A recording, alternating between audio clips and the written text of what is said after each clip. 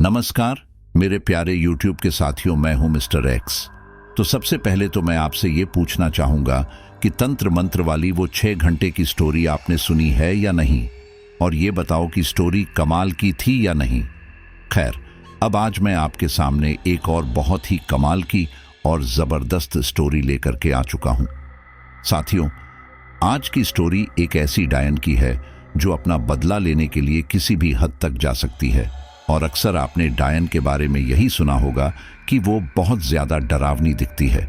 उसके पैर उल्टे होते हैं, बाल बिखरे होते हैं। तो ऐसा कुछ भी नहीं होता है। अगर वास्तव में आप अपने सामने किसी डायन को देखोगे तो आप पहचान भी नहीं पाओगे कि वह डायन है या कोई खूबसूरत अबला नारी। आप उसकी खूबसूरती में इतना खो जाओगे कि अगर कोई आकर भी कहे कि ये डायन है, तब भी आप उस पर यकीन नहीं करेंगे। तो डायन के बारे में आपके कई सारे भ्रम होंगे। तो आज आपके सभी भ्रम इस स्टोरी में क्लियर होने वाले हैं। साथियों, इस स्टोरी को हमारे साथ शेयर किया है माधुरी ने। माधुरी के घर में ही ये पूरा हादसा घटित हुआ है और इस हादसे में उन्होंने अपने सगे भाई को खोया है। उस हादसे को याद कर करके वो आज भी रोने लग जाती है कि कैसे उनका एक हंसता खेलता हुआ परिवार था और एक डायन ने उनके पूरे परिवार को उजाड़ दिया और उनके भाई को उनसे छीन लिया। और आप यकीन भी नहीं करोगे कि उस डायन ने जिस तरह से पूरी प्लानिंग करके उनके घर में प्रवेश किया, उन्हें कानों कान खबर तक नहीं हुई कि वो एक बहुत बड़े जाल में फंस चुके हैं। तो स्टोरी को आगे बढ़ाएं उससे पहले मैं आपसे कहूंगा कि अगर अब तक भी आप हमारी इस लॉयल फैमिली का हिस्सा नहीं बने हैं तो हमारे साथ जुड़कर इस रिश्ते को दिल से मजबूत कीजिए। और हाँ, जितने भी लोग कहानी सुन रहे हैं वो अपना एक प्यारा सा कमेंट जरूर कर दे, ताकि आखिर में मैं अपने लॉयल फ्रेंड्स के नाम ले सकूं। और अगर आप भी अपने साथ कोई आप बीती हमारे साथ शेयर करना चाहते हैं तो डिस्क्रिप्शन में व्हाट्सएप लिंक के थ्रू आप मुझसे डायरेक्ट कनेक्ट हो सकते हैं। चलिए अब आज की स्टोरी को माधुरी के पर्सपेक्टिव से ही सुनते हैं। नमस्कार साथियों, मैं माधुरी। यह उस समय की बात है जब मैंने हाई स्कूल की परीक्षा दी थी। मेरे परिवार में मेरे माता पिता और 2 बड़े भाई थे, सुरेंद्र और विकास, और मेरी बड़ी बहन गीतांजलि।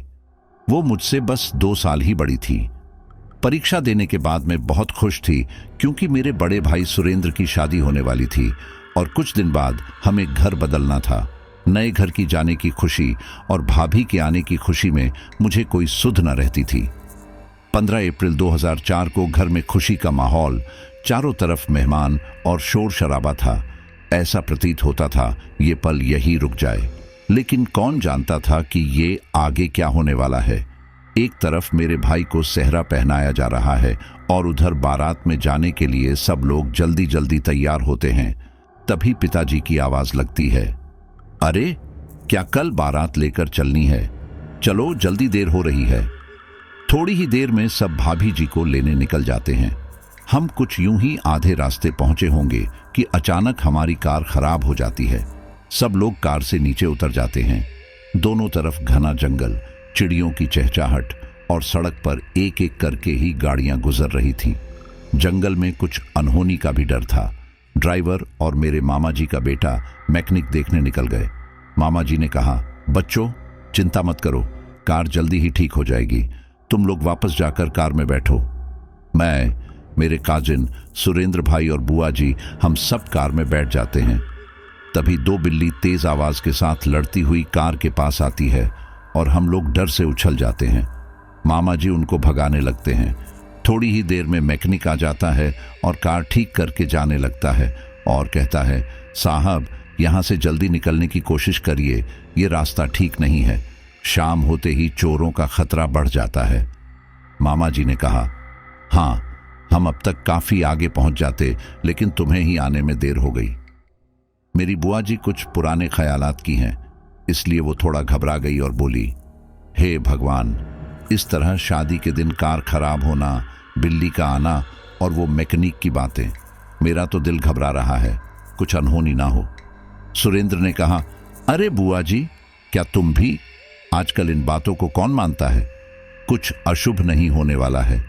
तभी मेरे मामा जी का लड़का अनंत जोर से हंसता है और कहता है, इससे और ज्यादा बुरा क्या होगा बुआ जी कि आज सुरेंद्र भाई बलि के बकरे बनने जा रहे हैं। अब तो ये भाभी जी के गुलाम बन जाएंगे। अनंत की बात पे सब हंसने लगते हैं और यूं ही बातों बातों में रास्ता कट जाता है। समारोह बहुत अच्छी तरह निपट जाता है। घर वापस आकर गृह प्रवेश के लिए भाभी जी का अंदर आना होता है, लेकिन ये क्या, भाभी ने दाहिने पैर की जगह बायां पैर रखा। सभी लोग भाभी की तरह बहुत ही हैरानी के साथ देखने लगे और बुआ जी बहुत जोर से चिल्लाई, तुम क्या बेवकूफ हो बहू, ये क्या किया तुमने, सही और गलत क्या है, नहीं जानती क्या तुम। बुआ को चीखता देख मेरी माता उन्हें समझाने लगती है कि कोई बात नहीं, इसके लिए ये नया अनुभव है। माँ ने भाभी से कहा, बेटा कोई बात नहीं, हम दूसरा कलश लाते हैं, तुम उसे दाहिने पैर से प्रवेश करना। शादी के कुछ दिन तक मेहमानों का आना जाना यूं ही लगा रहा। घर का माहौल बहुत खुशनुमा था। मेरी भी छुट्टी चल रही थी। माँ ने सोचा इसी बहाने कहीं बाहर घूम के आते हैं और पिताजी की इजाजत मांगी। पहले तो उन्होंने मना किया, लेकिन सबके जिद करने के बाद हामी भर दी और हमने जगन्नाथ मंदिर जाने की योजना बनाई। वो जून का पहला हफ्ता था। हम लोग गया से रांची के लिए निकले थे। हम लगभग 5-6 घंटों में वहां पहुंच चुके थे। वहां हमने एक होटल में कमरा बुक करवाया।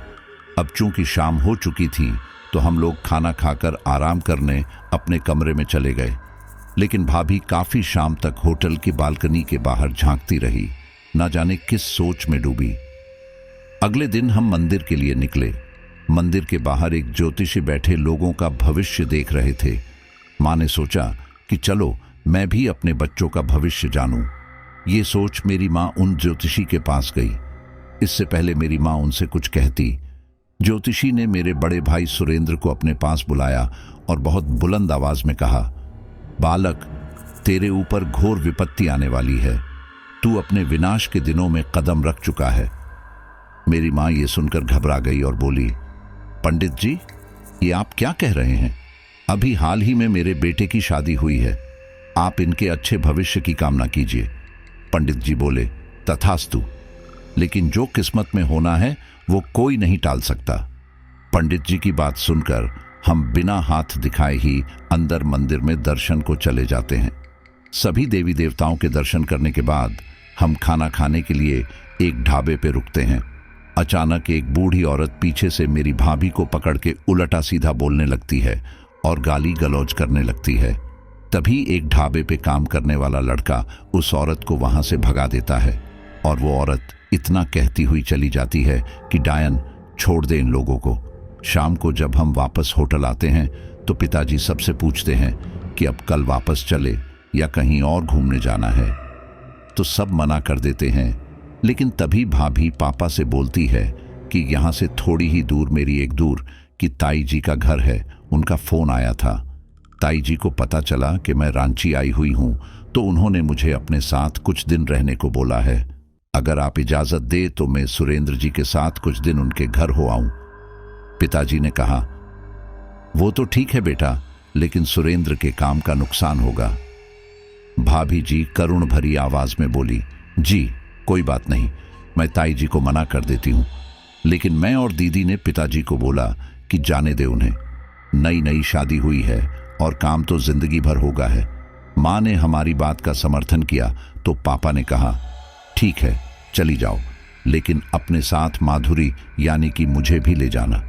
2 दिन बाद हमारे घर पूजा थी, इसीलिए हमने 2 दिन बाद रांची आने का फैसला किया।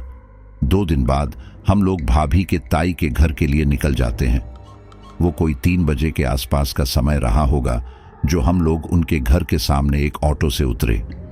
भाभी ने अपनी ताई को आवाज लगाई, लेकिन उन्होंने कोई उत्तर नहीं दिया। शायद अंदर कोई था ही नहीं।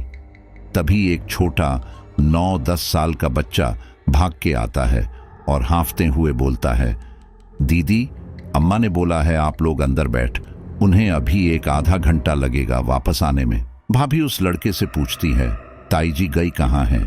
लेकिन वो लड़का बिना बताए जल्दी जल्दी में भाग जाता है। भाभी मुझे और भैया को अंदर ले जाती है। गेट खोलते ही एक बड़ा सा आंगन जिसकी दाईं तरफ 2 आम के पेड़ है और बीच में एक कुआं है और दाईं तरफ एक गौशाला है और चारों तरफ बांस के डंडों की बाउंड्री है और बिल्कुल बीच में एक छोटा सा बिना प्लास्टर हुआ एक घर है। घर में घुसते ही दाईं तरफ एक बड़ा सा कमरा और बाईं तरफ 2 कमरे बराबर बने हुए हैं। चटाई बिछाकर हम नीचे ही बैठ जाते हैं और भाभी पानी लेने रसोई में जाती है जो घर के बाहर ही पेड़ के नीचे है। मैं उठकर इधर उधर देखने लगती हूँ। बरामदे में सामने की ओर एक खिड़की है, वहां खड़े होकर बहुत अच्छी सी हवा लगा रही है और मैं आंखें बंद करके हवा का आनंद लेने लगती हूँ।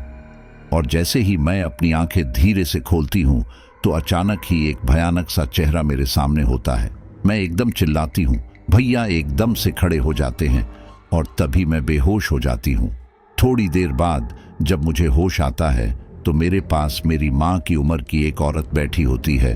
वो शायद ताई जी होंगी। मुझे होश में आता देख वो भाभी और भैया को आवाज लगाती हैं। भैया को देख के मैं रोने लगती हूँ और घर वापस जाने को बोलती हूँ तो ताई जी कहती हैं, अरे बेटा घबरा मत, बस थोड़ा सा बुखार है, ठीक हो जाएगा। ये गांव है ना और तुम धूप में आए हो। वैद्य जी आए थे, बोले कल सुबह तक ठीक हो जाएगी तू। मुझे भी लगता है कि मैं मेरी वजह से भाभी भैया को परेशान कर रही हूँ, इसीलिए मैं हाँ में गर्दन हिला देती हूँ। रात को सब लोग खाना खाकर सोने के लिए चले जाते हैं। ताई जी उस बड़े कमरे में सोती थी जो दाईं तरफ था और बाईं तरफ के पहले कमरे में मैं और दूसरे कमरे भैया भाभी थे और दोनों के कमरे में ही खिड़की थी। रात को कोई 2 बजे होंगे, अचानक मेरी नींद टूटी और मुझे एक शोर सा सुनाई दिया जो बहुत से सुन पड़ता था। मैंने शोर को अनदेखा कर बोतल में से पानी पीने के लिए बोतल को जैसे ही उठाया, एक बहुत मोटी सी छिपकली उसके पीछे से खिड़की की तरफ भागी। उसे देख मेरी चीख निकल पड़ी, लेकिन अच्छा हुआ कोई जागा नहीं। कुछ देर तो मुझे नींद नहीं आई, लेकिन जब नींद की झपकी आने लगी तो ऐसा लगा जैसे वो शोर बराबर के कमरे से आ रहा हो। मैंने कान लगा के सुना तो अजीब सा शोर आ रहा था। 3 बजे वो शोर एकदम बंद हो गया। मुझे लगा शायद भाई मोबाइल चला रहे हो, तो मैंने ज्यादा नहीं सोचा और मैं भी अपने कमरे में सो गई। अगले दिन ताई जी हमें अपने खेत और पास के गांव में घुमाने के गई और फिर दोपहर को वापस घर आकर हम खाना खाकर आराम करने लगे। शाम के कोई 7 बजे होंगे। सब खाने की तैयारी कर रहे थे, लेकिन भाभी कहीं नहीं दिख रही थी। मैंने ताई जी से पूछा कि भाभी कहाँ हैं, तो ताई जी बोली अपने कमरे में होंगी। मैं वहां गई तो देखा वह सो रही है। पहले सोचा उठा दूं, खाना खाकर सो जाएंगी। फिर सोचा शायद थक गई होंगी इसीलिए सो रही हैं। मैं अकेले ही वापस आ गई और खाकर अपने कमरे में चली गई। अगले दिन कोई कहीं नहीं गया, लेकिन भाभी जी आज भी पिछली रात की तरह शाम के समय सोती हुई थी। मैंने सोचा शायद तबीयत ठीक नहीं है। अगले दिन मैंने पूछा, भाभी क्या हुआ, आपकी तबीयत ठीक नहीं है क्या? भाभी थोड़ी चिढ़कर बोली, मुझे क्या होगा, मैं बिल्कुल ठीक हूं, तुम अपना और अपने भैया का ध्यान रखो बस। उनका इस तरह से बोलना मुझे पसंद नहीं आया, लेकिन मैंने हंसी में टाल दिया। 4-5 दिन हो गए थे। भाभी रोज सुबह बिल्कुल ठीक उठती और दोपहर में सोने के बाद सीधे रात को ही उठती थी। कभी भैया ने भी इस बात पे गौर नहीं किया और ना ही ताई जी को कोई मतलब था, लेकिन अगर मैं सुबह जरा भी देर तक सोती तो एकदम आवाज लगा देती थी। अब मैं उब चुकी थी। मैंने भैया को घर चलने बोला तो भैया ने कोई जवाब नहीं दिया और बाहर टहलने चले गए। भैया पहले से बहुत कमजोर और चिड़चिड़े हो रहे थे। रोज रात उनके कमरे से एक अजीब तरह का शोर आता था। रोज भाभी देर शाम तक सोती। एक रात मेरी आंख रात को 12:15 बजे खुली। वो शोर अब भी आ रहा था। मैंने खिड़की से बाहर की ओर देखा तो कोई 4 नग्न औरतें एक चारपाई को चारों कोनों से पकड़ती हुई दूर एक सीध में लेके जा रही हैं और उनके कमर पे बस पेड़ के पत्ते बंधे हुए हैं जैसे आदिवासियों के होते हैं। मैंने कुछ देर देखा तो वो गायब हो गई, लेकिन शोर अब भी आ रहा था। मैं बहुत घबरा गई कि रोज इतनी रात को क्या यहाँ क्या होता है। अगली सुबह मैंने ताई जी पूछना चाहा कि रात को आपके सामने वाले खेतों में कुछ लोग क्यों आते हैं। ताई जी ये सुनकर थोड़ा सहम सी गई और मेरी बात को अनसुना करके गाय को चारा डालने चली गई। भाभी भी वहीं खड़ी थी। वो गुस्से में मुझसे बोली, माधुरी तुम रात भर सोती नहीं हो क्या जो ये सवाल पूछ रही हो? मैंने उनका कोई उत्तर नहीं दिया और अंदर भैया के पास चली गई। अंदर जाकर देखा तो भैया खुद से ही बातें कर रहे थे। मैंने उनका ध्यान भटकाया, लेकिन उन्होंने मुझे डांट दिया। मेरी आंखों में आंसू आने लगे और घर से बाहर चली गई। मैं ऐसे ही इधर उधर टहलने लगी। आसपास का नज़ारा देखते देखते मैं घर के पीछे चली गई और वहां जो मैंने देखा उसे देखकर मेरे होश उड़ गए। घर के पीछे एक मिट्टी के बर्तन में एक अंडा, नींबू और सिंदूर था, और वो भी भैया की शर्ट के ऊपर रखा हुआ। ये सब कुछ समझते हुए मुझे ज्यादा देर न लगी कि मैं भाग के भैया के पास गई। लेकिन ये क्या, भैया जोर जोर से रो रहे हैं और भाभी वहीं उनके पास बैठी उनको देख रही हैं। मैं गुस्से में कमरे में गई और भाभी पे झुंझलाई, भैया इतना रो क्यों रहे हैं? आप इन्हें चुप क्यों नहीं करा रही? भाभी बिना कुछ बोले बाहर चली गई। मुझे उनका ये व्यवहार समझ नहीं आया और मैं मम्मी को फोन करने के लिए भैया का फोन ढूंढने लगी। फोन वहीं पास में रखा था। मैंने मम्मी को फोन पे सारी बातें बताई और उनसे हमें यहां से ले जाने को कहा। माँ और पिताजी अगले दिन ही ताई जी के घर आ गए। माँ ने भाभी से भैया की तबीयत के बारे में पूछा कि ये सब क्या हुआ, सुरेंद्र को क्या हुआ, तुमने हमें फोन करके जानकारी क्यों नहीं दी, और माधुरी इतना रो क्यों रही थी फोन पे। ये सब सुनकर भाभी के चेहरे पे गुस्सा साफ दिख रहा था। उन्होंने माँ को जवाब दिया, मम्मी जी, मैंने सोचा कि आप लोग बेकार ही परेशान होंगे और इनको बस बुखार है। हमने वैद्य को दिखाया था, वो बोले जगह बदलने की वजह से ये सब हुआ है। पापा बीच में भाभी को रोकते हुए बोले, अगर जगह रास नहीं आई तो इतने दिन यहां रुकने का क्या मतलब। मैंने भी पापा की बात का समर्थन करते हुए बोला, हाँ मुझे भी बुखार आया था और मैंने यहां से चलने को बोला था, लेकिन मैं ठीक हो जाऊंगी, ऐसा कहकर मेरा मन भी मना लिया। मुझे लगा शायद जगह की वजह से ही तबीयत खराब हुई, लेकिन भैया को देख के नहीं लगता ये इनको बुखार है। ताई जी सबके लिए चाय नाश्ता लाती हैं और सबका ध्यान इन बातों से हटाती है। थोड़ी बहुत देर में मम्मी को अकेला पाते देख मैंने सारी बातें मम्मी को बताई कि पहले दिन ही यहाँ आते मैंने क्या देखा। रोज रात को एक ही शोर और घर के पीछे वो सामान और शर्ट।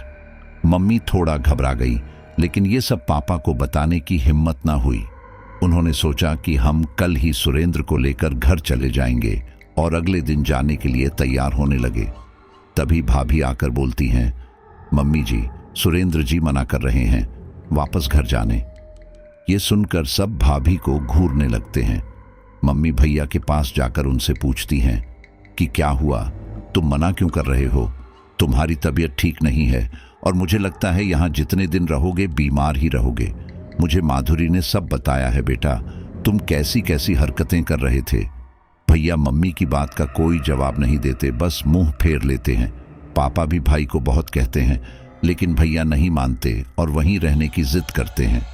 ताई जी पापा से कहती हैं, अरे भाई साहब, आप फिक्र मत करो, सुरेंद्र ठीक हो जाएगा, आप भी कुछ दिन यहाँ रुक जाओ और फिर चले जाना।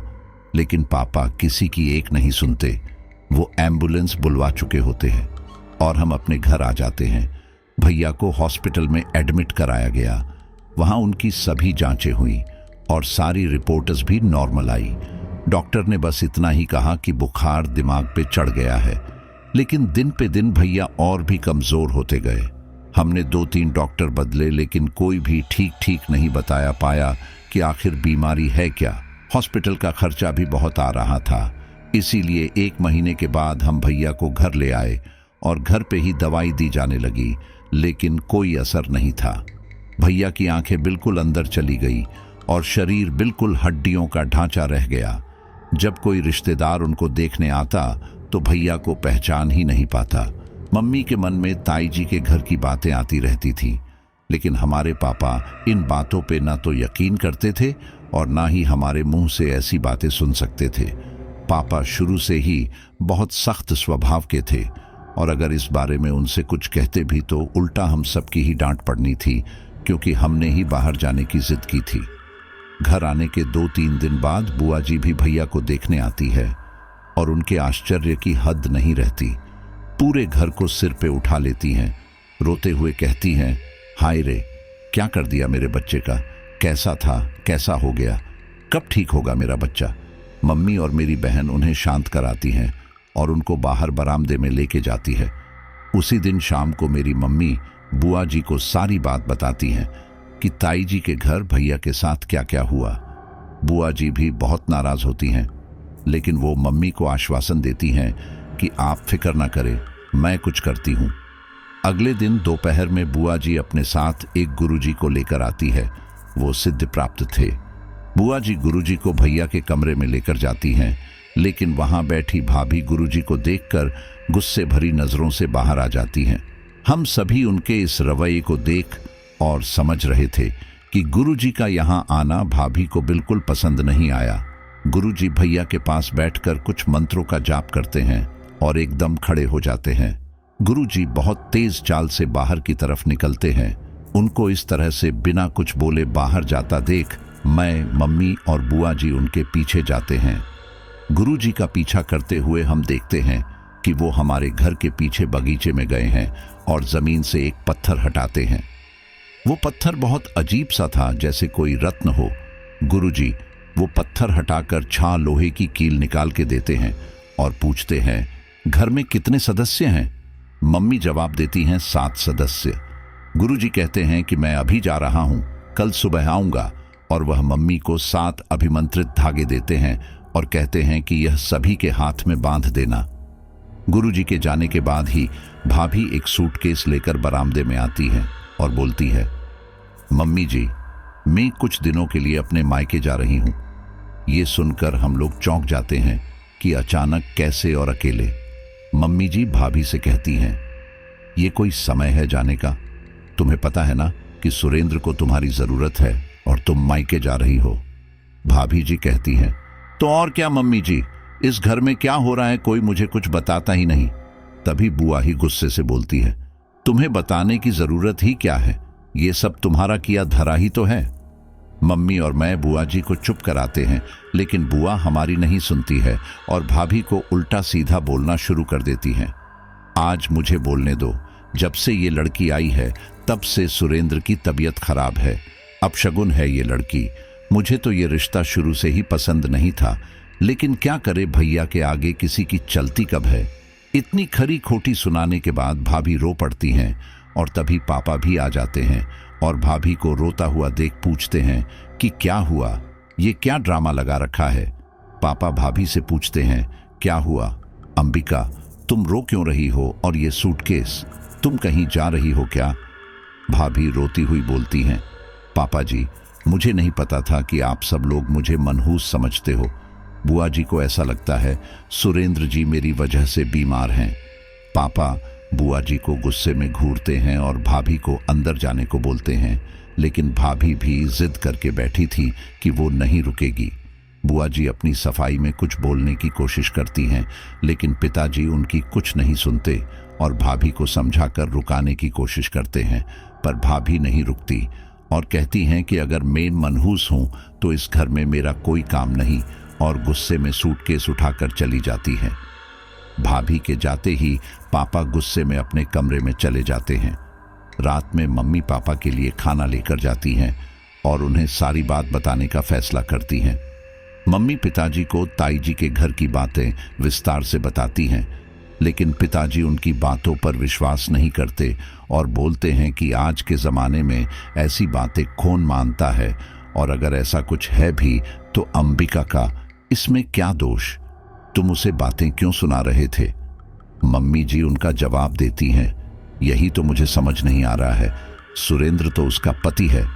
फिर वो पिताजी गुस्से में बोलते हैं, तुमने अपने आंखों से कुछ देखा नहीं है तो क्यों बेचारी अंबिका पे इल्जाम लगा रही हो? वो बिन माँ बाप की लड़की ऐसा कुछ नहीं करेगी। इतना कहकर पापा सोने के लिए लेट जाते हैं और माँ भी फिर कुछ नहीं बोलती है। अगले दिन गुरुजी घर में आते हैं और एक अजीब सा डर उनके चेहरे पे होता है। वो मम्मी से कहते हैं, तुमने बहुत देर कर दी, अब कुछ नहीं हो सकता। और तभी पापा ऑफिस जाने के लिए कमरे से निकलते हैं। गुरुजी को देख वो मम्मी और बुआ जी की तरफ संदेह भरी आंखों से देखकर ऑफिस के लिए चले जाते हैं। गुरुजी घर में बने एक छोटे से बने मंदिर में जाते हैं। वहां से कुछ केसर उठाते हैं और उसे सुरेंद्र भैया के बिस्तर पर डाल देते हैं। कुछ ही पल में पूरा बिस्तर का रंग काला पड़ जाता है। ये देख हम लोग सुन्न रह जाते हैं। गुरुजी मम्मी को बताते हैं, कोई तो है जो तुम्हारे बेटे को जान से मारना चाहता है, या यूं कहे कि वो तुम्हारे बेटे की बलि देगा। मम्मी ये सुन के रोने लगती हैं। बुआ जी कुछ बोलने की हालत में नहीं होती है और मम्मी जी रोते हुए गुरुजी से पूछते हैं, गुरुजी ऐसा कौन करेगा? मेरे बेटे ने क्या बिगाड़ा है किसी का? गुरुजी आगे बताते हैं, ये कोई साधारण बलि नहीं है और ये किसी साधारण कार्य को लेकर नहीं दी जाएगी, और ना ही वह कोई साधारण व्यक्ति है जो भी ये सब कुछ कर रहा है। बुआ जी पूछती हैं, गुरुजी ये तो बताए कि इन सब के पीछे कौन है और उससे कैसे हम अपने बेटे को बचाए। गुरुजी बोलते हैं, इसके पीछे कौन है ये बताना सरल नहीं है और सुरेंद्र को बचाना तो नामुमकिन है। इसमें अघोरी ही आपकी मदद कर सकता है। प्रेतशिला पहाड़ पर एक अघोरी रहता है, वहां पिंड दान होता है। आपको उस अघोरी से कुछ मदद मिलेगी। प्रेतशिला पहाड़ पर घने पेड़ों के बीच उसकी कुटिया है। अब वही आपकी मदद करेंगे। मम्मी और बुआ जी बिना देरी किए अगली सुबह प्रेतशिला पहाड़ के उसी अघोरी के पास जाते हैं। जाते समय मम्मी और बुआ जी ने शिव मंदिर के दर्शन किए। वहीं एक पुजारी से अघोरी का पता पूछा और आगे चल दिए। रास्ता काफी थकान भरा था, भरी धूप थी, कहीं कहीं कोई पेड़ था। बस थोड़ी देर वहीं थोड़ा आराम कर लेते थे। दोपहर 3 बजे तक बुआ और मम्मी पहुंचे। उनकी कुटिया के पास 4 लड़के बैठे थे, कुछ साफ सफाई कर रहे थे। उनमें मैं एक लड़के से मम्मी और बुआ जी अघोरी बाबा के बारे में पूछा तो उन्होंने कुछ देर इंतजार करने को कहा। वे सूरज ढलने तक वहीं बैठे इंतजार करते रहे। तभी उनमें मैं एक लड़का अंदर गया और एक लोटे में पानी लेकर मम्मी और बुआ जी के पास आया और हमें पैर धोकर अंदर कुटिया में अघोरी से मिलने को बोला। जब वे कुटिया के अंदर गए तो वहां धूनी की बहुत महक आ रही थी और हल्का सा धुआं था। अघोरी चेहरे से बहुत ही कठोर स्वभाव के लग रहे थे। अघोरी ने अपने सामने एक चटाई पर बैठने को कहा। मम्मी के कुछ बोलने से पहले ही अघोरी ने उनसे बोला, वो डायन तुम सबको मार देगी। ये सुन मम्मी जी रोने लगी, पर अघोरी ने अपनी बात पूरी करते हैं बोला, तुम्हारा लड़का उसका शिकार है, उसी को मार के वो सिद्ध प्राप्त करेगी। अघोरी मम्मी को एक विभूत देते हुए कहता है, इसे अपने माथे से कभी मत हटने देना। अघोरी एक मिट्टी के बर्तन में पानी देता है और उसे सुरेंद्र भैया को पिलाने को बोलता है। अघोरी मम्मी और बुआ जी को अमावस्या के रात आने को बोलता है। भैया की हालत बहुत खराब थी। वो ना कुछ बोल पा रहे थे और ना ही होश में थे। उनकी ग्लूकोज की बोतलें और इंजेक्शन दिए जा रहे थे। रात करीब 9 बजे के आसपास मम्मी और बुआ जी आती हैं और सीधे सुरेंद्र भैया के कमरे में जाकर उनको मिट्टी के बर्तन का पानी पिलाते हैं जिसे अघोरी ने दिया था। पानी की 1-2 बूंद भैया के मुंह में जाते ही भैया धीरे धीरे आंखें खोलने लगते हैं। ऐसा चमत्कार देख हमें लगता है अब सब ठीक हो जाएगा। भैया को होश में आते देख मम्मी उनसे चिपट कर रोने लगती हैं। भैया के मुंह से एक शब्द ही निकलता है, माँ। बुआ जी भैया को और पानी पिलाती हैं। तभी भैया बोलते हैं, माँ मुझे बचा लो, अंबिका मुझे मार देगी। ये सुनकर हमारे होश खो जाते हैं कि इन सब में उन्हीं का हाथ निकला। मुझे शक तो था कि भाभी का रवैया कुछ ठीक नहीं है हमारे लिए, लेकिन भैया ने उनका क्या बिगाड़ा था जो उन्होंने भैया के साथ ऐसा किया। भैया मम्मी को बताते हैं कि किस तरह अंबिका भाभी ने उनका ये हाल किया। उन्होंने बताना शुरू किया कि ताई जी के घर पहली रात को अंबिका ने शिव मंदिर का प्रसाद कहकर एक लड्डू खिलाया और फिर थोड़ी देर में सो गया।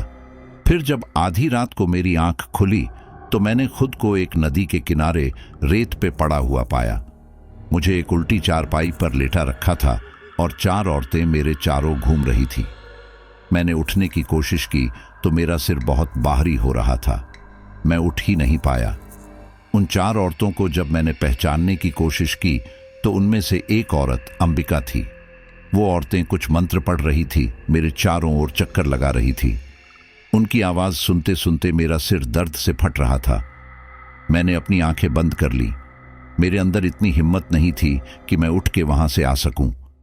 अगले दिन जब सुबह में उठा तो मुझे वो दृश्य याद आने लगा।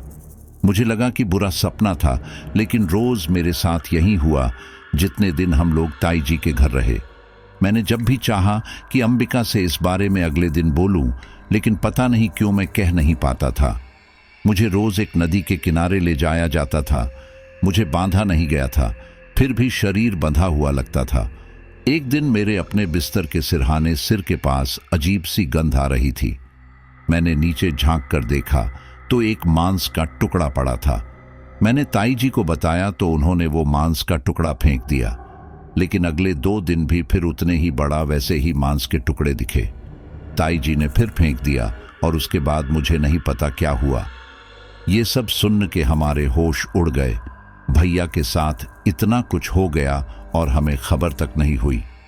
सभी के दिमाग में बस एक ही सवाल चल रहा था कि अंबिका भाभी ने ऐसा क्यों किया। सभी को बहुत गुस्सा भी आ रहा था। बुआ जी ने अंबिका भाभी से सभी सवालों का जवाब जानने के लिए फोन किया, लेकिन उनका फोन नहीं लगा। शाम को जब पापा घर आए तो हमने उन्हें भैया की बताई हुई सारी बातें बताई, लेकिन पापा का दिमाग इन सब बातों पर यकीन न करने को कह रहा था। पापा तुरंत भैया के पास गए और उनसे पूछा, क्या ये सब जो कह रहे हैं सही है? भैया ने हाँ में गर्दन हिला दी। ये देखकर पापा के तो मानो जैसे पैरों तले जमीन ही खिसक गई हो। पापा ने भी तुरंत भाभी का फोन लगाने की कोशिश की, लेकिन उनका फोन नहीं लगा। फिर पापा ने अगले दिन भाभी के घर जाने का फैसला किया। अलग ही दिन पापा ऑफिस से छुट्टी लेकर सुबह भाभी के घर के लिए निकले। वहां पहुंचकर देखा तो वहां ताला लगा था। पापा ने उनके पड़ोसियों से पूछा तो उन्होंने कहा, अंबिका तो बहुत दिनों से यहां आई ही नहीं है और घर पर तो बहुत दिनों से ताला लगा है। भाभी के बारे में कुछ पता नहीं लगा और पापा घर आ गए। उन्होंने सारी बातें हमें बताई। अब सभी को बस अमावस्या की रात का इंतजार था। अमावस्या को अभी 1 हफ्ता था। एक एक दिन भारी सा रहता था।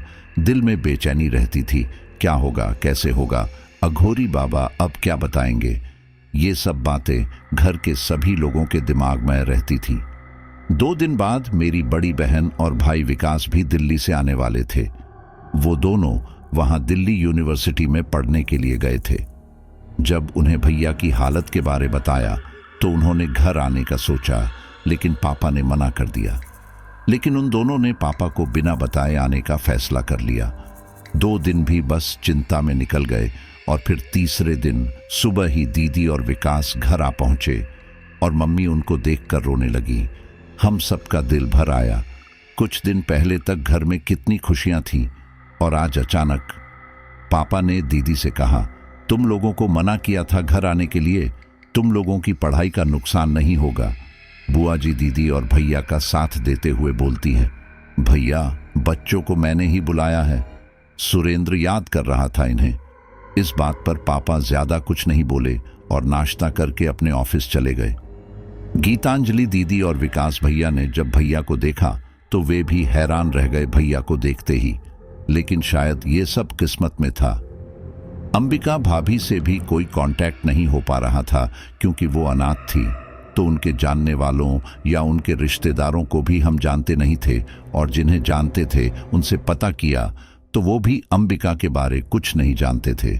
गुरुजी और अघोरी की बात बार दिमाग में आती थी कि क्या सच में भैया के पास अब कम वक्त है। बुआ जी ने सोचा कि ये सब अंबिका की ताई जी घर से शुरू हुआ था, शायद वही जाकर अंबिका के बारे में पता किया जा सकता है। बुआ जी अगले दिन ताई जी के घर जाने की तैयारी करने लगती हैं। सभी लोग रात का खाना खाकर अपने कमरों में सोने के लिए चले जाते हैं। सुरेंद्र भैया के साथ मम्मी सोती थी। रात के कुछ 1 बजे मम्मी चीखने लगती है और सभी की आंख खुल जाती है। सभी कमरे में जाकर देखते हैं तो सुरेंद्र भैया को खून की उल्टियां हो रही हैं और जमीन में पड़ते ही काला रंग पड़ जाता है। ऐसा अजीब मंजर देखकर किसी को कुछ भी समझ नहीं आ रहा था। पापा जल्दी से हॉस्पिटल फोन करते हैं। आधा घंटे तक कोई एम्बुलेंस नहीं आती तो पापा और विकास भैया सुरेंद्र भैया को बाइक पे ही हॉस्पिटल ले जाते हैं। मम्मी और हम सब लोग भी हॉस्पिटल पहुंचते हैं। वहां रिसेप्शन पर एक लड़की बैठी थी। उससे पूछा तो उसने बताया कि डॉक्टर अभी इमरजेंसी केस में दूसरे हॉस्पिटल गए हैं और आधा घंटा लगेगा।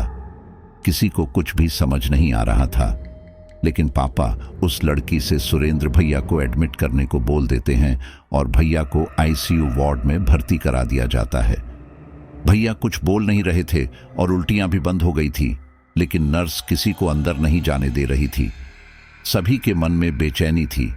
आधा घंटा बाद सुरेंद्र भैया के डॉक्टर आते हैं और वो सीधे आईसीयू में जाते हैं। इधर हम सब लोग प्रार्थना कर रहे थे कि बस भैया को कुछ ना हो, क्योंकि उस अघोरी की बातें दिमाग से निकल ही नहीं रही थी। 10 मिनट बाद डॉक्टर बाहर आते हैं और पापा से बोलते हैं, आई एम सॉरी, हम आपके बेटे को नहीं बचा पाए। और बस ये सुनते ही हॉस्पिटल में मातम छा जाता है। मुझे भी कोई होश नहीं था कि कैसे, कब, क्या हुआ, कौन घर लाया हमें। मुझे जब होश आया तो मैं आंगन में एक चटाई पे लेटी हुई थी। घर में मातम छाया हुआ था और बस चारों तरफ से रोने पीटने की आवाज आ रही थी। मेरे सामने ही सुरेंद्र भैया का शव रखा था। उनके आसपास सबने भीड़ लगा रखी थी। सब लोगों का रो रो कर बुरा हाल था और सभी अंबिका भाभी के बारे में पूछ रहे थे, लेकिन अंबिका भाभी नजर नहीं आ रही थी। शाम 5 बजे सुरेंद्र भैया का अंतिम संस्कार हो गया था, लेकिन अंबिका भाभी का कुछ पता नहीं था। 2-3 दिन जैसे तैसे बीते, कोई होश नहीं था किसी को। अगस्त का महीना था, घने बादल और हल्की फुल्की बारिश हो रही थी। 2 दिन बाद हमें अघोरी के पास जाना था, क्योंकि उन्होंने हमें अमावस्या की रात को बुलाया था। 2 दिन तक घर में लोगों का आना जाना लगा ही रहा। अंततः वो रात आ गई थी। मैं, बुआ जी, मम्मी पापा और विकास भैया दोपहर 3 बजे ही अघोरी से मिलने के लिए चले जाते हैं, क्योंकि प्रेतशिला पहाड़ तक पहुंचने में काफी समय लगता है। गीतांजलि दीदी बुआ की ही लड़की के साथ घर पर ही रुकती है।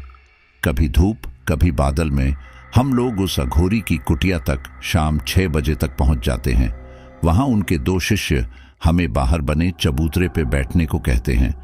थोड़ी ही देर में एक शिष्य आता है और हमसे बातचीत करने लगता है। वो खुद को एक तांत्रिक का बेटा बताता है। उसकी उम्र करीब 20-21 साल होगी। वो अपनी पिछली जिंदगी के बारे में काफी कुछ बताता है कि उसके पिता जीवन की इच्छाओं को पूरा करने के लिए तंत्र मंत्र सीखने लगे और एक तांत्रिक बन गए। उससे पहले उसके पिता फल बेचा करते थे। एक दिन ध्यान करते समय उसके पिता की मृत्यु हो गई। उस लड़के का इस दुनिया में कोई नहीं है, इसीलिए उसने इस अघोरी की शरण ले ली। वो लड़का बताता है, इस अघोरी का साधना स्थान वैसे तो शमशान है, लेकिन हम लड़कों की वजह से वो यहाँ रहते हैं। बीरबल नाम का वो लड़का बहुत ही होनहार सा प्रतीत हो रहा था। जब बुआ जी बीरबल को हमारी परेशानी के बारे में बताती है, तो वो हमें दरहा भूत के बारे में बताता है। यहाँ आसपास के गांव में अभिचार कर्म करने वाली 4 या 5 औरतें या मर्द होते हैं, जो अपनी ईर्ष्या के वश में आकर दूसरों के ऊपर षटक्रम करती हैं। इनके इष्ट दरहा भूत या शक्तिशाली भूत होते हैं। ये हमेशा दूसरों को अपनी तंत्र क्रिया द्वारा दुख ही देती है। इनके इस काम को सीधे तौर पर गांव में कोई नहीं जानता। आमतौर पर इनके कर्म का कोई सबूत नहीं होता और न पूजा पाठ का। इनके परिवार वाले भी इनकी क्रियाओं को नहीं जानते। जैसे जैसे ये बूढ़े होते जाते हैं, इनकी शक्ति बढ़ती जाती है। इनका मंत्र सिर्फ 2-3 शब्दों का होता है। जिस परिवार को अत्यधिक दुख देना हो, उनके यहाँ अपने माहवारी कपड़े से झुकती बनाकर मंत्र शक्ति से उनके घर के दरवाजे में गाड़ देती है, जिससे वहाँ किसी भी देवी देवता का प्रवेश निषेध हो जाता है और उनके द्वारा लगाया गया भूत लंबे समय तक दुख देता रहता है। इनकी साधना बड़ी ही गोपनीय तरीके से होती है। ये दीपावली के दिन अपने गांव को मंत्र से बांधकर शमशान में 8-10 के ग्रुप में एकत्र होकर अपने गुरु डायन के समक्ष नग्न होकर कमर में झाड़ू लपेटकर अपने मलमूत्र से जमीन को लीपकर गोल घेरे बनाकर रात भर नाचती है और अपनी शक्ति बढ़ाती है। पहली बार ये अनजाने में या जानबूझकर इस विद्या को सीखती है, तब इनके गुरु मंत्र सिखाने के बाद सिद्धि के लिए बलि मांगती है, वो भी इनके पति या प्रिय पुत्र की बलि। इनकार करने पर यह पागल हो जाती है और हाँ कहने पर बलि के लिए नियुक्त व्यक्ति अपने आप मर जाता है और गांव में या परिवार में किसी को कुछ पता भी नहीं चलता।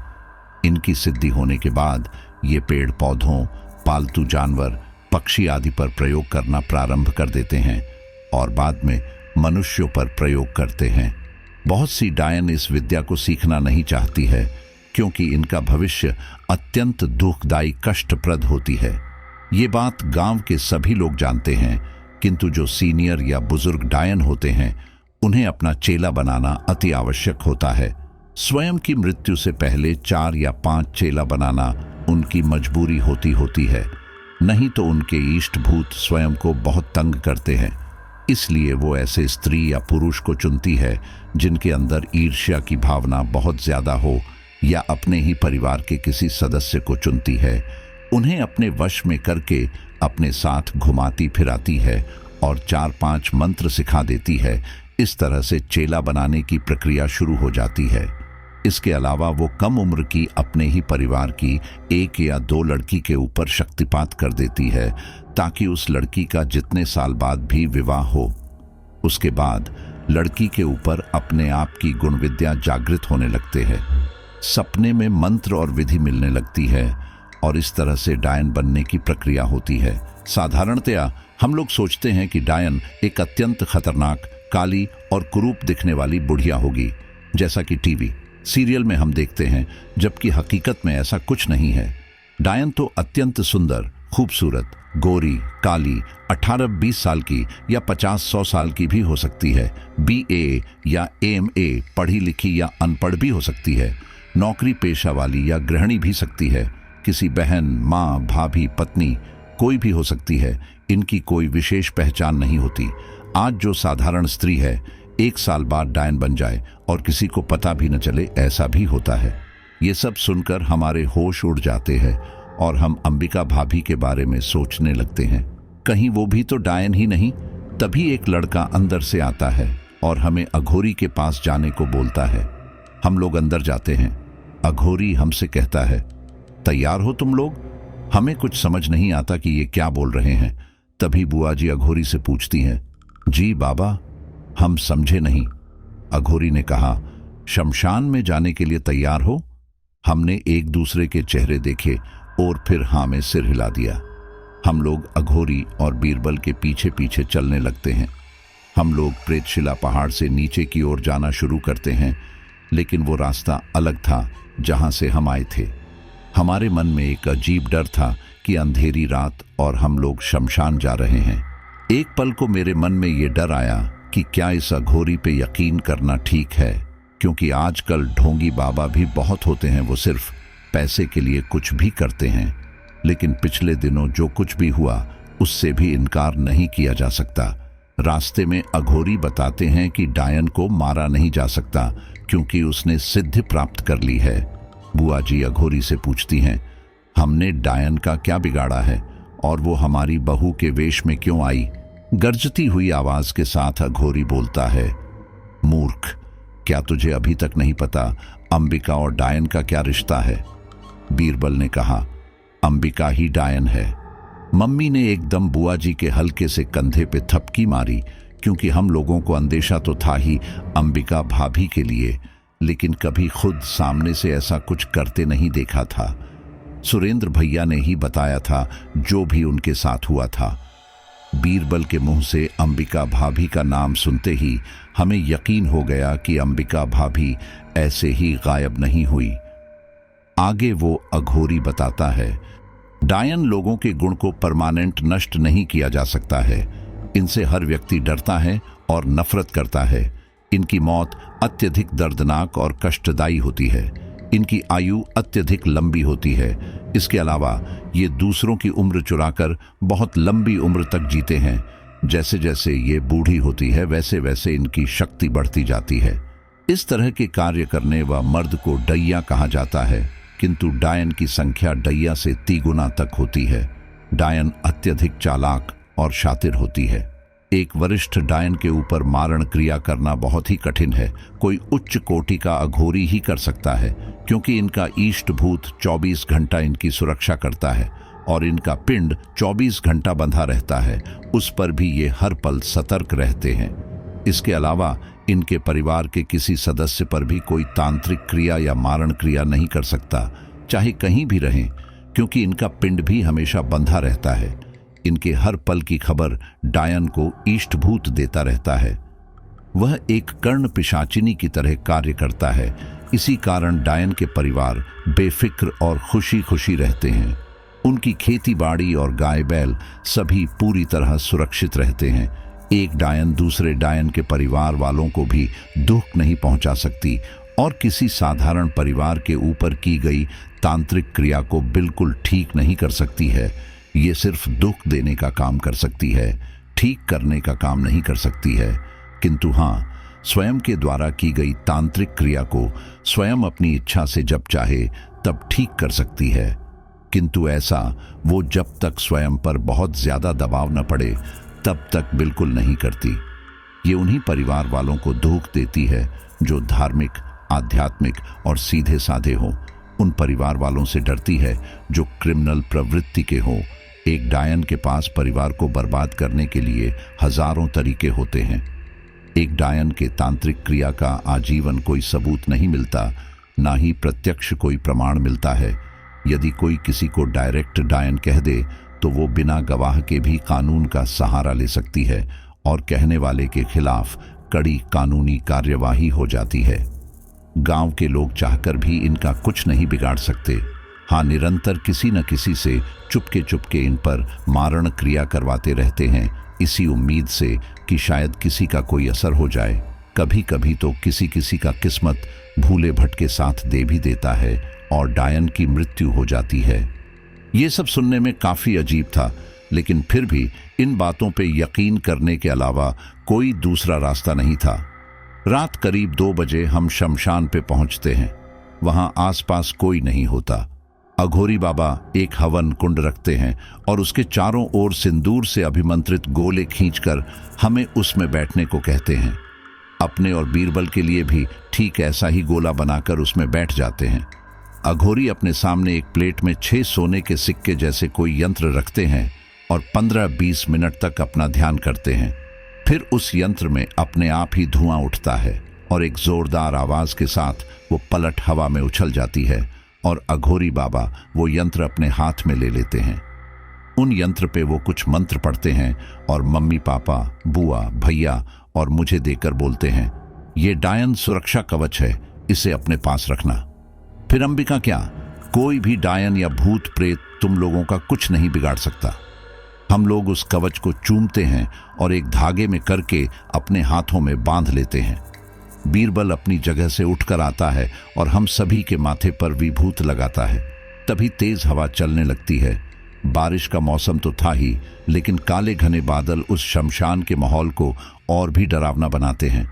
उस शमशान के अंधेरे को एकमात्र वो अग्निकुंड ही मिटा रहा था। आसमान में बादल ऐसे लग रहे थे मानो हमारे सिर के ऊपर ही हो और बस अब बारिश होने वाली हो, लेकिन बारिश नहीं होती, बस एक बिजली चमकती रहती है। साथ ही अघोरी बहुत ही ऊंची आवाज के साथ मंत्रों का जाप कर रहे थे। जितना जोर से उनका उच्चारण होता उतनी ही तेज बिजली चमकती। आखिर में एक बहुत तेज बिजली चमकी और सामने एक औरत दिखाई पड़ी। उसके बाल खुले और आगे की तरफ थे, पैर उल्टे थे, कमर पे झाड़ू के पत्ते बंधे थे। उसकी वेशभूषा ठीक वैसी ही थी जैसे बीरबल ने बताया था, बिल्कुल डायन। उसके सीने का हिस्सा उसके बालों में ढक रखा था। मेरी नजरें उस पर एक टक जा रुकी। मैं बस उसकी शक्ल देखना चाहती थी। जैसे ही उसने अपने दोनों हाथों से अपने बालों को हल्के से पीछे की तरफ समेटा, हम लोग चकित रह गए। इतनी अजीब वेशभूषा में और कोई नहीं, अंबिका भाभी ही थी। पापा घबरा के उठने लगते हैं, तभी बीरबल पापा को सावधान कर देता है। अंबिका भाभी बहुत ही गुस्से में लग रही थीं। आंखें बिल्कुल लाल थीं और जोर से सांस ले रही थी। वो धीरे धीरे हमारी तरफ आ रही थी। अघोरी बाबा ने एक मंत्र पढ़ा, जिसके बाद वो वहीं की वहीं खड़ी रही। ऐसा लग रहा था जैसे किसी जंजीरों ने जकड़ रखा है।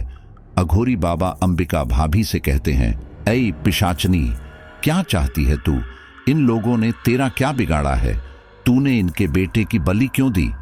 अंबिका भाभी कुछ नहीं बोलती। अघोरी बाबा अपने मंत्र जारी रखते हैं और अंबिका भाभी खुद ही तड़पने लगती है, जैसे उनको चोट लग रही हो। अघोरी बाबा अपने मंत्र के जाप को तेज आवाज में पढ़ने लगते हैं और आखिर में एक चीख के साथ अंबिका भाभी की आवाज निकलती है और वो नीचे जमीन पर बैठ जाती हैं। अंबिका भाभी ने कहा, इन लोगों ने मेरा सब कुछ ले लिया, इनके लालच ने मेरी जिंदगी तबाह कर दी।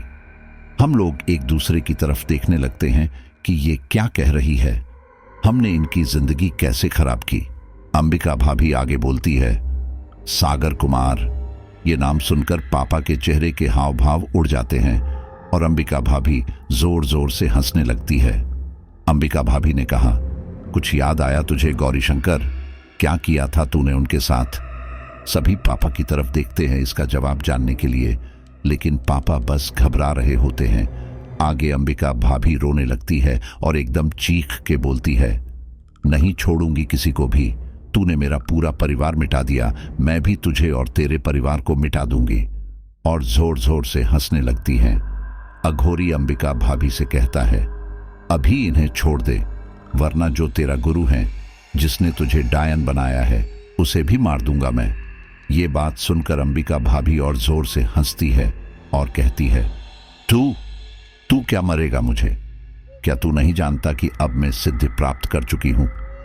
अब मेरा कोई कुछ नहीं बिगाड़ सकता है। इस गौरी शंकर ने मेरी मां, मेरे पिता और मेरे छोटे भाई को मार डाला, सिर्फ एक नौकरी के लिए। मैं उस दिन अपनी नानी के घर जाने के लिए तैयार हुई थी। हम लोग निकलने ही वाले थे कि घर के लैंडलाइन टेलीफोन की घंटी बजती है। पापा मुझे, मेरी मां और मेरे भाई को बाहर इंतजार करने को कहते हैं और जाकर फोन पे बात करते हैं। जब वो बाहर आए तो उनका चेहरा बिल्कुल उतरा हुआ था, जो अभी तक इसीलिए खिलखिला रहा था क्योंकि पापा की सरकारी नौकरी लगी थी। पापा को अपने ससुराल जाने में इसीलिए ज्यादा खुशी हो रही थी क्योंकि नाना जी हमेशा पापा को काम का ताना देते थे। यहां तक एक बार तो नाना और पापा में इतनी बहस हुई कि नाना जी ने हम और मां को 2 महीने अपने घर पर ही रोके रखा। मेरी मां ने लव मैरिज की थी, जिस वजह से नाना जी वैसे ही नाराज थे और उन्हें पता चला कि पापा एक कपड़े की दुकान में बैठते हैं तो और भी गुस्सा आया। मेरे नाना अपने गांव के बहुत अमीर और इज्जतदार लोगों में से थे। मेरे नाना मेरी मां से बहुत प्यार करते थे, इसीलिए शादी के लिए राजी हो गए थे, लेकिन हमेशा ही पापा को काम के लिए ताना दिया करते थे। इतने दिन बाद अब पापा सीना चौड़ा करके अपने ससुराल जा रहे थे, लेकिन उस फोन की घंटी ने एकदम उनकी खुशी मिटा दी, मानो कोई खिलता हुआ फूल मुरझा गया। मां ने पापा से पूछा भी कि क्या हुआ, किसका फोन था? इस पर पापा कुछ नहीं बोले और हम लोग बस स्टैंड पर पहुंचे। नाना का घर सिर्फ 1 घंटे की दूरी पर था। मैं उस समय 10 साल की थी और मेरा छोटा भाई 3 साल का। भाई को मम्मी ने गोद में ले रखा था और मैं बीच में बैठी थी। मम्मी पापा को लगा कि मेन सो गई, लेकिन बस के झटकों में नींद तो नहीं आती, बस झपकी लगती है। पापा बड़ी ही बेबसी से मां को बताते हैं कि उनकी नौकरी नहीं लगी। पोस्ट ऑफिस के डिपार्टमेंट वालों ने फोन किया था कि गलती से आपके पास फैक्स चला गया, क्योंकि सागर नाम के 2 कैंडिडेट थे और एक जैसी ही क्लासिफिकेशन होने की वजह थोड़ी गड़बड़ी हो गई। लेकिन मां ये बात मानने तैयार नहीं थी कि ऐसे कैसे गड़बड़ी हो गई। मेरे में उस वक्त इतनी समझ नहीं थी कि मैं समझ सकूं कि एक नौकरी किसी के लिए क्या मायने रखती है। हम लोग नाना के घर पहुंचते हैं। वहां पहुंचते ही नाना के ताने शुरू हो जाते हैं। नाना बोलना शुरू करते हैं, हमने सुना है कि तुम्हारी नौकरी लग गई, वो भी सरकारी। चलो अच्छा है, तुमने कुछ तो अच्छा काम किया। हमारे लेवल तक तो आ नहीं सकते, कम से कम मेरी लड़की को ठीक से 2 वक्त की रोटी तो खिला ही दोगे। ये सब सुन मेरे माँ और पापा कुछ नहीं बोले और शाम तक हम लोग घर वापस आ गए। मेरे पापा के माथे पे चिंता की वो लकीरें मैं आज भी नहीं भूली हूं। अगले दिन सुबह ही पापा के एक दोस्त घर आए। मम्मी चाय बनाने लगी और मैं मेरे भाई के साथ आंगन में ही खेल रही थी। पापा के दोस्त ने उन्हें बताया कि मुझे तुम्हारी नौकरी के बारे में पता चला, लेकिन क्या तुम जानते हो ये सब किसने कराया? मेरे पापा को लगा था कि कोई पैसे वाला आदमी ही होगा, तो उन्होंने साधारण स्वर में बोला, कोई भी कराए, मेरी तो किस्मत ही खराब है। उनके दोस्त बोले, अरे भाई, ये सब तेरे ससुर का ही किया है। वो तुझे चैन से जीने नहीं देंगे। तुझे वो गौरी शंकर तो याद है ना, जिससे भाभी जी की शादी होने वाली थी। लेकिन जब तेरे ससुर को तेरे बारे में पता चला तो अपनी बेटी की जिद के आगे उनको तुझसे शादी करनी पड़ी। ऐसा नहीं है कि तुझसे शादी के कुछ दिन बाद तेरे ससुर का गुस्सा तेरे लिए कम हो गया। वो आज भी तुझसे उतनी ही नफरत करते हैं। तेरे ससुर ने निधि भाभी को तुझसे दूर करने की हर कोशिश की, लेकिन तुम लोगों को दूर नहीं करा पाए। मैं भी जानता हूं कि तुम्हारे ससुर तुम्हें बहुत जलील करते हैं और इसीलिए इस बार उन्होंने उस गौरी शंकर के साथ मिलकर तुम्हारी नौकरी भी छीन ली। पापा के चेहरे के हाव भाव बिल्कुल बदल चुके थे। उन्हें यकीन ही नहीं हो रहा था नाना जी उनके साथ इस हद तक गुजर सकते हैं। जब मम्मी बाहर आई तो उन्होंने बिल्कुल ऐसा बर्ताव किया जैसे उन्होंने कुछ सुना ही नहीं, जबकि वो भी सब जान चुकी थी। लेकिन अपने पिता की हरकत के लिए वो क्या कहती या क्या करती, ये उन्हें भी नहीं पता था। थोड़ी देर में चाय नाश्ता करके पापा के दोस्त चले गए और पापा अपने कमरे में चले गए। मेरी मम्मी ने पापा से कुछ नहीं पूछा। वो तैयार हुई और मुझे भी तैयार किया।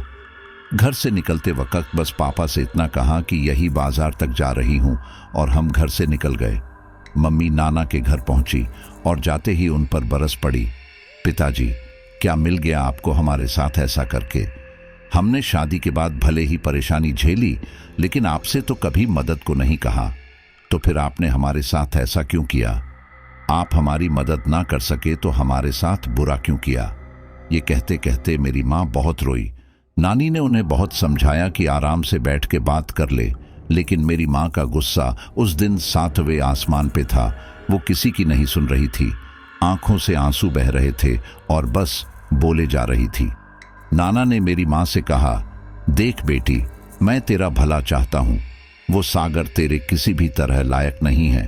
तू आज भी उस छोड़ के बच्चों के साथ आ जा।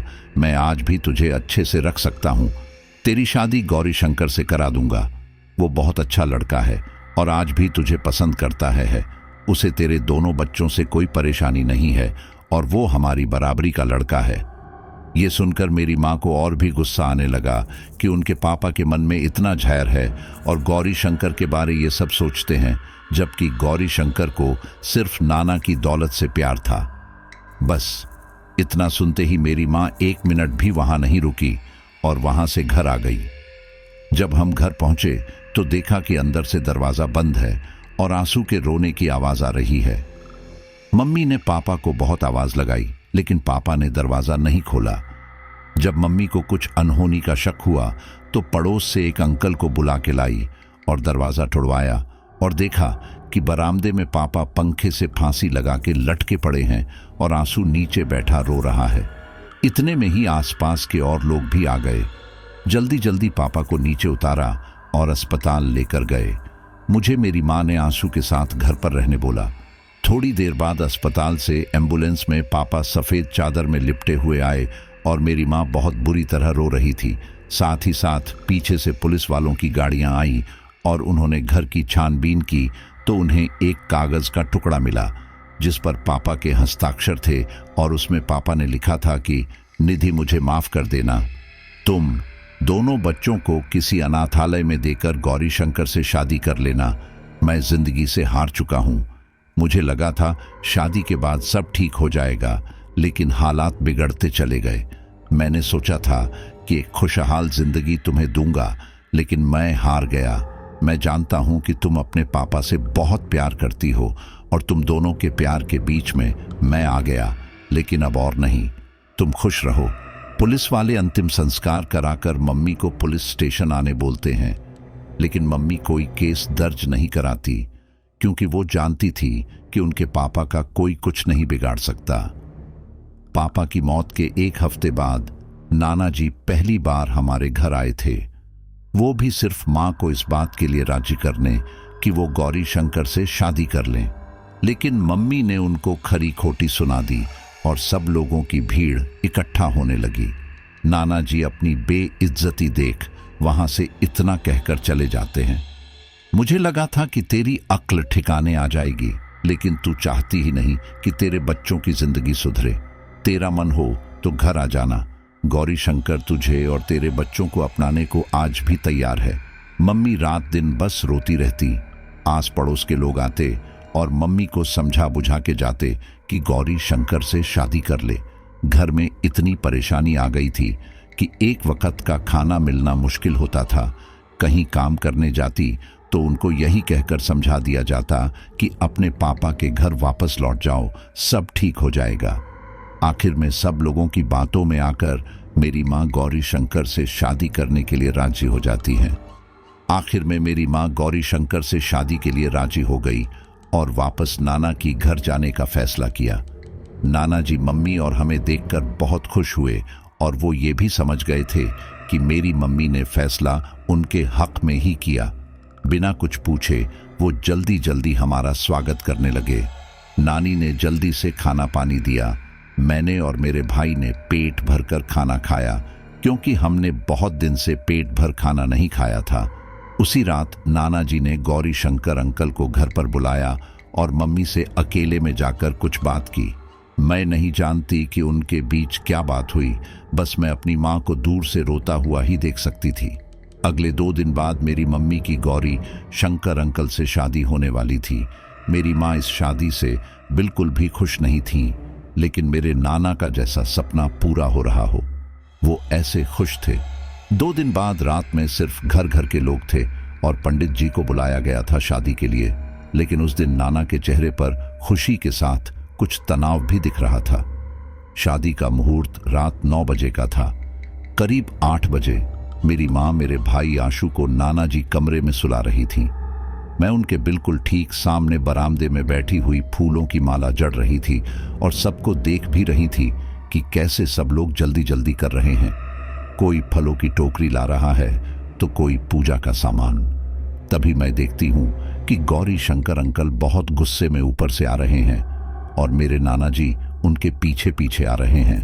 उसी समय मेरी मम्मी ने भी मुझे आवाज लगाई और बोली कि जब तक मैं आ ना जाऊं तब तक अपने भाई के पास ही रहना। मैंने हाँ में सिर हिलाया और मम्मी जाने लगी। जाते जाते मम्मी रुक गई और दरवाजे की तरफ कान लगाकर सुनने लगी। बाहर मेरे नाना जी और गौरी शंकर अंकल मैं बहस हो रही है और गौरी शंकर अंकल मेरे नाना को बहुत उल्टा सीधा बोल रहे हैं। देखिए ससुर जी, मैंने आपसे पहले ही कहा था कि मैं सिर्फ आपकी बेटी को ही अपनाऊंगा, लेकिन आपने मुझसे झूठ बोलकर उसके दोनों बच्चों को मेरे गले बांधना चाहा। अरे, मैं आपकी विधवा बेटी से शादी को राजी हो गया, ये आपके लिए काफी नहीं था? मेरे नाना जी बहुत ही हल्की आवाज में बोलते हैं, बेटा गौरी शंकर, मैं समझता हूं कि तुम्हारा गुस्सा करना ठीक है, लेकिन जैसा तुम सोच रहे हो वैसा बिल्कुल भी नहीं है। देखो, तुम बस शादी करके निधि को ले जाओ और 1-2 दिन उसके बच्चों को अपने साथ ले जाओ। बाकी आगे क्या करना है वो मैं देख लूंगा। गौरी शंकर ने कहा, बिल्कुल भी नहीं। आप 1-2 दिन के लिए नहीं बल्कि पूरी जिंदगी का फंदा बना दोगे मेरे। शादी तभी करूंगा जब आप निधि से अभी बात करो कि उसे बच्चों को यहीं छोड़ना पड़ेगा। मेरे नाना बहुत ही मिन्नत करते हुए बोले, देख बेटा, तू बस 2 दिन के लिए के जा, फिर मैं इन बच्चों को हॉस्टल में पहुंचा दूंगा और फिर वहां से कहीं और। ये सब बातें मेरी माँ और मैं सुन रही थी। हमें तो जैसे अपने कानों पर यकीन ही नहीं हुआ। हमारे लिए इतनी बड़ी साजिश हो रही थी। आखिर में गौरी शंकर अंकल नाना जी से कहते हैं, अब एक ही रास्ता है, इन दोनों बच्चों को जान से मार दो। नाना जी चौंक पड़ते हैं। ये क्या कह रहे हो? गौरी शंकर ने कहा, हाँ, मैं सही कह रहा हूं, क्योंकि मैं जानता हूं कि ये बच्चे निधि से दूर नहीं रह सकते और निधि भी कभी इन बच्चों को अपने से दूर नहीं करेगी, और आप हॉस्टल भेजने की बात करते हो। नाना जी ने कहा, लेकिन ऐसे कैसे? नाना जी आगे कुछ बोलते, लेकिन गौरी शंकर उनको चुप करता हुआ बोलता है, अब कुछ नहीं सुनना मुझे, आपके पास आधे घंटे का समय है, सोच समझकर मुझे बता दीजिए। ये सब सुनकर मेरी माँ मेरे सोते हुए भाई को उठाती है और मेरा हाथ पकड़कर खींच के बाहर लेकर जाती है। जैसे ही दरवाजा खोलती है, नाना की एकदम घबरा जाते हैं कि कहीं निधि ने सारी बातें सुन तो नहीं ली। नाना जी मम्मी से कुछ बोलते उससे पहले ही मेरी माँ हमें लेकर बाहर निकल जाती है। पीछे से नाना जी बहुत आवाज लगाते हैं, बेटी निधि सुनो, मेरी बात सुनो, जैसा तुम सोच रही हो वैसा नहीं है। मेरी माँ तेज कदमों के साथ हमें पता नहीं कहाँ लेकर जा रही थी। नाना जी, नानी जी, मामा और गौरी शंकर अंकल भी हमारे पीछे पीछे थे। उन सबको हमारे पीछे आता देख मम्मी हमें लेकर भागने लगी। मम्मी को बस अब उनसे दूर जाना था और वो इतना दूर चली गई कि किसी ने सोचा भी नहीं। तेज कदमों के साथ भागते हुए मेरी माँ ना आगे देखती और ना पीछे, और इसी बीच एक ट्रक ने जोरदार टक्कर मेरी मम्मी को मारी और वो उछल के दूर गिरी, और मेरे माँ के साथ मेरा भाई भी। मैं जल्दी से भागते हुए अपनी मम्मी के पास पहुंची। मुझे कुछ समझ नहीं आ रहा था। मैं बस नाना जी का अपने तक आने का इंतजार कर रही थी। मेरी माँ के सिर से बहुत खून बह रहा था और वो समझ गई थी कि मैं नाना जी का इंतजार कर रही हूँ। तभी मेरी माँ ने मेरा हाथ पकड़ा और कहा कि आशु को अपने साथ लेकर यहाँ से चली जा, और चाहे कुछ भी हो जाए अपने नाना जी के पास बिल्कुल भी मत जाना। और बस इतना कहकर उन्होंने अपनी सांसें रोक दी। मैं अपनी माँ के अंतिम शब्द कैसे भूल सकती थी। नाना जी को अपने पास आता देख अब मैं वहां से भागने लगी और भागते भागते एक जंगल के अंदर पहुंच गई। भागते हुए मैं कभी आगे देखती तो कभी पीछे, बस भागे जा रही थी और ये नहीं जानती थी कि मुझे जाना कहाँ है। अचानक ही मेरा पैर किसी पत्थर से टकराया और मेरी आंखों के सामने अंधेरा छा गया। जब मुझे होश आया तो मैंने खुद को एक मिट्टी के बने कमरे में पाया। मैं जमीन पर एक चटाई पर लेटी थी, प्यास से गला सूख रखा था। वहीं पास में ही एक मटका था। मैंने गिलास में पानी लिया और अचानक एक औरत मेरे सामने आई। उस देखकर मैं घबरा गई और मेरे हाथ से गिलास नीचे छूट गया। वो औरत मेरे पास आई और मेरे सिर पर हाथ रखते हुए बोली, अरे बेटा घबरा मत, पानी पी। उसने मुझे पानी लाकर दिया और मुझे बोली, तेरा नाम क्या है? तू उन घने जंगलों में क्या कर रही थी? और तेरे माता पिता? उनके अचानक इतने सवालों से मैं एक सोच में पड़ गई। उस औरत ने मेरी तरफ देखा और मेरे कंधे पर हाथ रखते हुए बोली, बेटा क्या हुआ? मेरा ध्यान मेरी माँ और मेरे भाई की तरफ गया और मैं जोर जोर से रोने लगी। मुझे रोता देख उन्होंने अपनी साड़ी के पल्लू से मेरी आंखें पोंछी और अपने साथ मुझे लेकर जाने लगी। बाहर एक नीम के पेड़ के नीचे चारपाई बिछाई और मुझे वहां बैठने को कहा और खुद आंगन में बने चूल्हे पर खाना पकाने बैठ गई। थोड़ी ही देर में खाना पककर तैयार हुआ और उन्होंने अपने साथ मुझे खाना खिलाया। मैं डरी हुई थी, समझ नहीं आ रहा था कि ये कौन है और मैं इनके घर कैसे आई। वो शायद मेरे तनाव को समझ गई थी, इसीलिए चुपचाप मुझे खाना खिलाया। फिर मेरे पास आकर बोली, डर मत, ये बता तू उस जंगल में कैसे पहुंची? मैं हर माह की पूर्णिमा को उस जंगल में जाकर पीपल के पेड़ के नीचे दीपक जलाती हूँ। उस रात जब मैं वापस लौट रही थी तो तू मुझे एक पेड़ के नीचे पड़ी मिली। मैंने तुझे उठाया लेकिन तू बेहोश हो गई थी। तभी वहां दो आदमी आए और उनके हाथ में एक बच्चा था और वो आपस में बातें कर रहे थे कि अरे ढूंढो, वो यही कही होगी, उसे जिंदा छोड़ दिया तो बात बिगड़ जाएगी। इसीलिए मैंने तुझे वहीं एक पेड़ के नीचे पत्तों से ढक दिया और जब वो लोग आगे चले गए तो मैं तुझे उठाकर अपने साथ अपने घर ले आई। कौन थे वो लोग? मैंने उन्हें अपनी सारी कहानी सुनाई कि किस तरह मेरी माँ के साथ धोखा किया गया।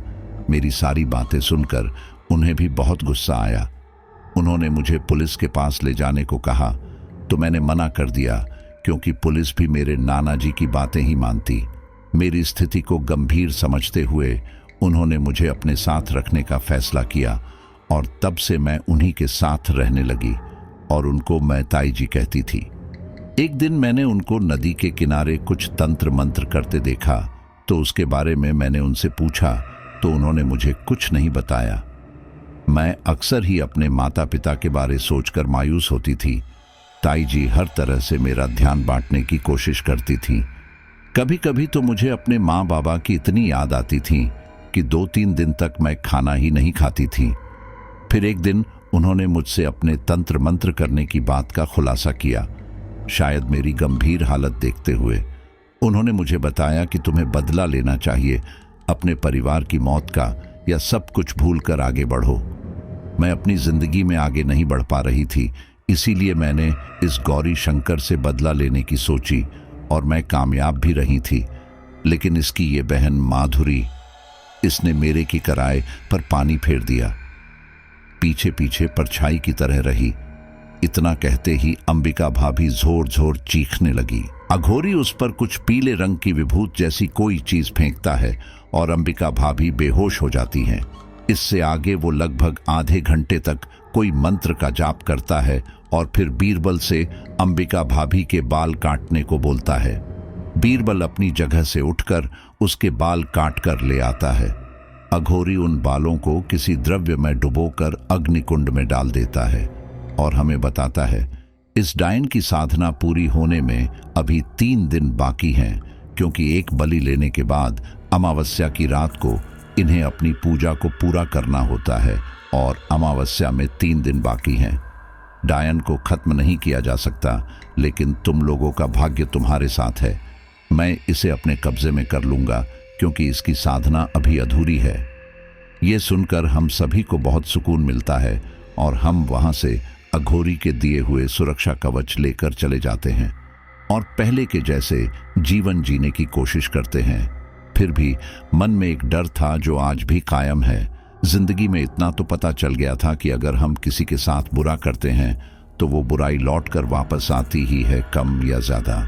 तो साथियों, हमारी आज की ये स्टोरी यहीं पर कंप्लीट होती है और मैं यहाँ पर धन्यवाद देना चाहूँगा रिहाना प्रवीण का, जिन्होंने आपके लिए ये स्टोरी तैयार की है। लेखन कला में रिहाना प्रवीण जी का कार्य उत्कृष्ट स्तर का है और इस ज़बरदस्त और कमाल की स्टोरी को तैयार करने के लिए मैं उनका एक बार फिर से धन्यवाद करता हूँ। उनकी लिखी हुई कई कहानियाँ आपको डिस्क्रिप्शन में लिंक पर मिल जाएंगी। खैर साथियों, आप बताइए कि आपको ये स्टोरी कितनी अच्छी लगी है। और अब चलिए हम अपने कुछ लॉयल फ्रेंड्स के नाम ले लेते हैं। गीता सिंह, बलबीर सिंह, राम कुमार शर्मा, अभिमन्यु गोरखपुर, गुंजन अकबरपुर, चंदन कुमार मोतिहारी, मुकेश कुमार दिल्ली, अपर्णा बंबई, पवन कुमार शर्मा जयपुर, आरबी क्षेत्री नेपाल, अंकेश जबलपुर, नदीम सांगानेर, सनी बघेल, शुभेंदु सिन्हा सिलचर असम, रोहित पंजाब, प्रदीप मौर्य सुल्तानपुर, भोज शर्मा दिल्ली, संतोष विश्वकर्मा ओमान, लक्ष्मण तेलंगाना, महेंद्र सिंह अहमदाबाद, राजू राणा कोलकाता, बिट्टू अमृतसर, वरुण जयपुर, इस्माइल बेंगलोर, जुनैद कराची। चलिए फिर बहुत बहुत धन्यवाद, मिलते हैं अगले ही स्टोरी पर।